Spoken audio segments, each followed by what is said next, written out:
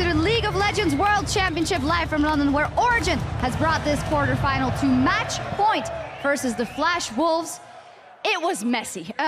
Let's start by picks and bans. We talked a lot about what Origen would end up picking if they ended up on the blue side. How do you think they handled picks and bans? I mean, we talked about how they could now take away some of the comfort picks. LeBlanc is the main one when you face Flash Wolves because Maple is so good at roaming around the map. He couldn't do that on Victor. He doesn't run teleport. Still, I feel like Flash Wolves got some good picks coming in, but the last rotation with the Tom Kench really sealed the deal for Origen. It was so key in this match. Yeah, the Malphite pick was just completely shut down, and they also let Kalista through the ban and pick phase, which Niels was incredible on. They kept on pulling back the support. They could throw him back out. There's no way to kill him. Well, there was no way to kill him. We saw, especially in the later stages of the game, but the Flash Wolves built up a considerable advantage in the early game due to OG getting caught a couple of times in there. So what went wrong from there? Because they did have some tools to engage and to play those fights with the Malphite. The thing about Origen as a team, and this doesn't really imply for any other team in the world, they have these very crazy calls they can make and these very crazy fights they can play that a lot of teams don't really follow. Like if you look at Soas when he plays Lulu, you normally look at a guy sitting next to his AD carry just protecting him. No, he's all over the place. He's running around, he's trying to whimsy the AD carry, he's trying to kill people. And these fights, I think maybe Steak got a little bit confused on the Malphite. He didn't always know when to pull the trigger. We saw one great ulti on like 3-4 guys. Yeah, well, OG also completely grouped up. They decided to group as well.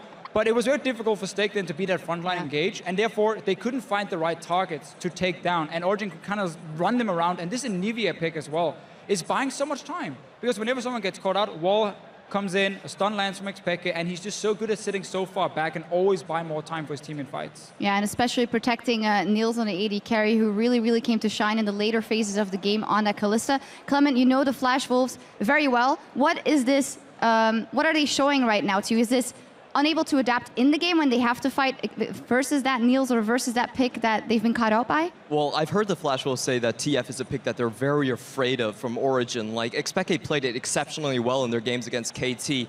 But I have to say right now that I think Flash Wolves is in familiar territory. If you think back at when this Flash Wolves teams became a real threat, it was at IEM in Taipei, where they beat the TPA from 2 down, and then they went on to win 3 straight back. So this is the experience they know. They know how this story goes. And I just hope that they keep the faith in themselves and pull it out. Well, keeping the faith in themselves and putting more resources in Maple. Actually, no, Maple takes the resources because even through all of this, Maple has been fantastic in the series. How much more can they build on that? I think if you look at the Flash Wolves team, Maple is the staple, as people would say here. I just wish that they could maybe play more of a pushing bot lane so they could roam their support like Sword Art to the mid. They haven't been able to get kills with just Karsa and Maple, but if they throw Sword Art in there, maybe they could do something like Peekaboo did and they could collapse OG from the mid lane and win from there. Or if they want to keep playing control mages, because we expect LeBlanc to be banned again, I think at least leave Lulu open if you're Origen on red side. Ban away the LeBlanc. You can give Lulu over to Steak if it is. But if you want to play the control mage in mid from Maple's side, you got to run teleport. Because even if you get that advantage, he did well against Pekka in the lane. He could never transition it to the other lanes. That's what teleport brings. You get ahead in your lane, you go down to the bottom lane, you go to the top lane, and you snowball the rest of the map. He's not able to do it.